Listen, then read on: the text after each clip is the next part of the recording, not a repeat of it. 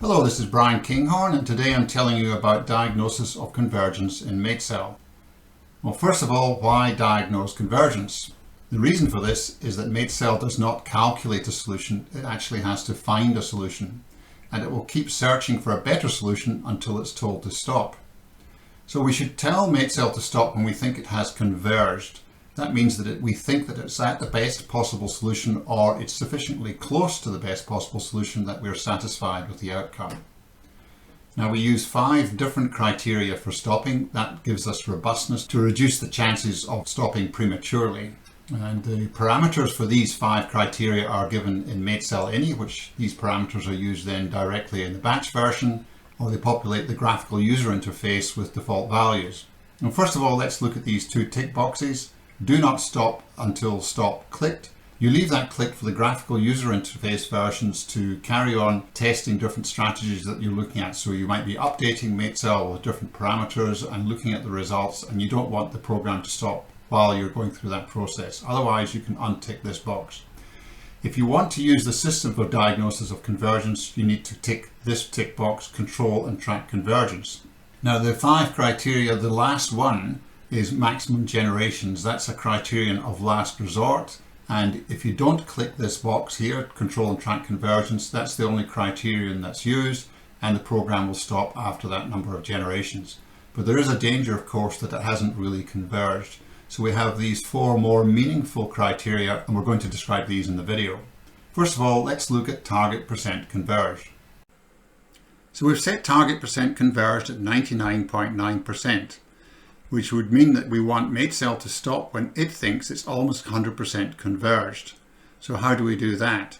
Well, from the console we can see fitness, which is a measure of how good the solution is across all the components that you're targeting, against generation number of the algorithm. And when we plot that, we see there's good progress at first, it begins to slow down, and then it begins to run out of steam. And what we need to do is to find out, given this information, what we think the maximum fitness would be. And that's this horizontal green line here. And in fact, the result is that we think that we're 97.5% of the way there at this point at 7,000 generations.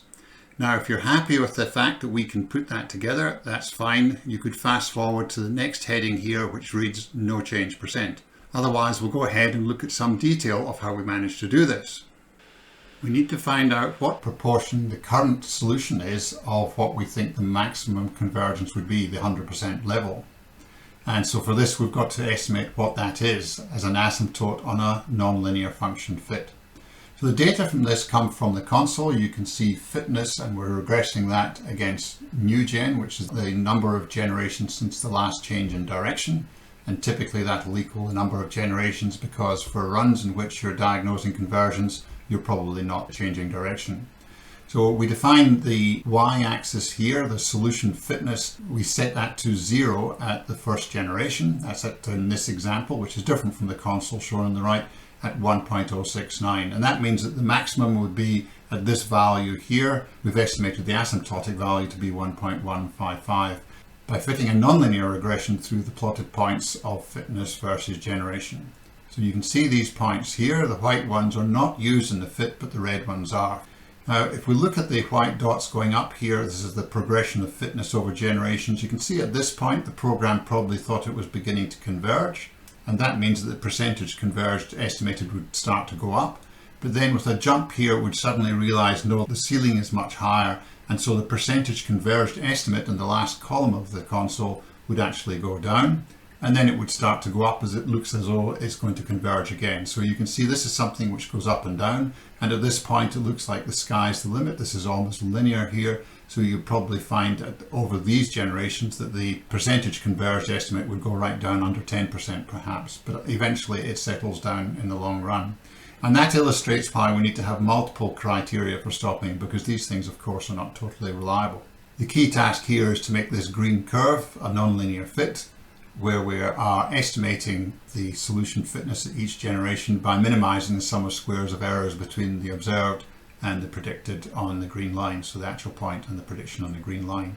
And we've just used a very simple exponential decay here, so that at generation 0, e to the minus k g to the power b, which is a constant, would go to 1, And that means that on the right hand side we would have 0, so the estimate's at 0, and that's at this point here. And these 2 points, the first one and the last one, are force fitted, so that the green line, the fit, has to go through those. And at an infinite number of generations where this construct comes to 0, so this whole construct comes to 1, and that's when the estimate of the solution fitness at that high number of generations is the actual asymptote. And that's how we estimate the asymptote. That is facilitated by the fact that this final point is a complete fit without error, and that means that we can solve for S max as we've done up here by just a manipulation on that formula you see below. And when you look at that, you see that the estimate of S max comes out to be this value here. And of course, the estimate for the solution at 7,000 generations is equal to what is observed, because we've forced that fit through there, which is this value here. And that now gives us the basis for estimating the percent converge. All we have to do in this fit, of course, is to find the value for k, which gives us the best fit, which minimizes the sum of squares for errors. And we don't have to actually estimate S max, because by definition there's no error at this final point. So for every time we test a value of k for a goodness of fit of that green line, we just solve for S max. And that means that we only have one parameter to optimize, making this quite a simple task to carry out. So what that does is it gives us a very easy basis for estimating the percentage converge. So S max, putting it on the scale of S, which means subtracting S0 in both cases for S max and S 7000. Here we are, 7,000 generations is this point here. And we can see the value of the current solution as a proportion of the predicted maximum solution. And in this case, that works out to be 97.49%. And that's where we get an estimate at each generation of the percentage converged. Now you'll notice that there is a generation number 5983 that is given here. That's actually the last generation in which we had an improvement in fitness. So the height of this red point at 5983 is the same as the height of this point here. There's been no improvement over that number of generations, and that's the basis for our next criterion for selection, which is what we call no change percent. So just looking at what we had before in the console for this run, here's that generation 5983, and as we go through generations 6000 and 7000, there has been no improvement. So the fitness for generation 7000 is still this 1.15280. And that means we've had no change in the solution over that number of generations. So let's look at how we fit that into the criterion for no change percent. So first of all, what is no change percent? Well, what we have here is no improvement in fitness from generation 5983 up to generation 7000. And no change percent is the percentage that that number of generations is of the total number of generations up to 5983.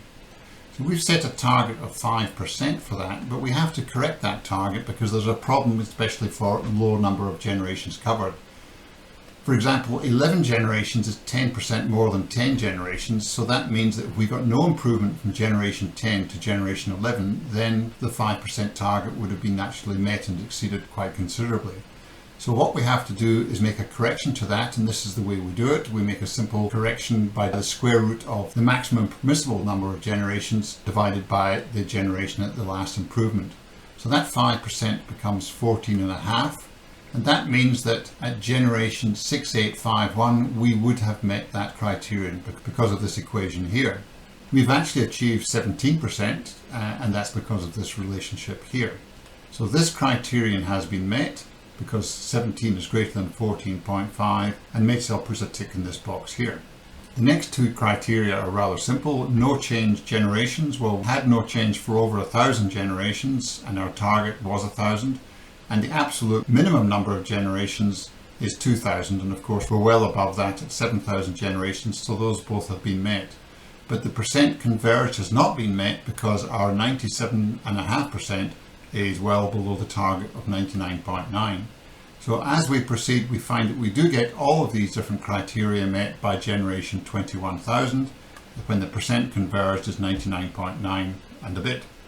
And of course these other criteria are met, so the program will stop. Even although the total maximum number of generations hasn't been met, that's sufficient for the program to stop. So this is what you'll see in the Windows graphical version if you've clicked Control and Track Convergence. Otherwise, if you're using the batch mode, you will see at the end of console.txt that information is provided for you. The 5 criteria for stopping are given, shown here, and % converged for the end of the run, and % no change is also given. And now we'll look at a running job. I'll bring it across here to give you a demonstration. So I've ticked do not stop till stop clicked so that we can see what happens in the program after the point when it would have been told to stop. And with control and track convergence ticked, we have the graphic. Now notice this flat lining that was going on there. I'll just pause, and you can see why that is, because we had an almost linear increase in fitness, which meant the program thought that the sky was the limit, a very high asymptote, and that's why the percentage converged prediction was very low. And you can see it on the console. It thought we hadn't even got 1% convergence until it started lifting off the ground a bit there. Let's resume, and you'll see down the track in this last column we're at 96, 94. It jumps around a little bit. It'll get up to 99.9%, and then that will be met in this tick box here. There we see it. And as we continue, let me get to a point where all 4 tick boxes are clicked. And here we have it. The 4 criteria have been met and the program would stop, although we're asking it to carry on. However, if I do ask it to resume, we can see that we have a couple of jumps to be had. So our criteria were not really sufficiently strict, and we should have actually had them more strict. And this is the sort of exercise that it's important for you to do, is to run some typical jobs for your sorts of scenarios and check what criteria you need to set to be stopping at a reasonably good time. And we were stopping prematurely here. But you can see it seems to be making no more progress at this stage, so convergence has probably been met pretty well. Now let's change this to an example where we'll put a positive weighting on inbreeding, which is an unusual thing to do, but it's a particularly hard task for the program to carry out. Let's run that and see what happens.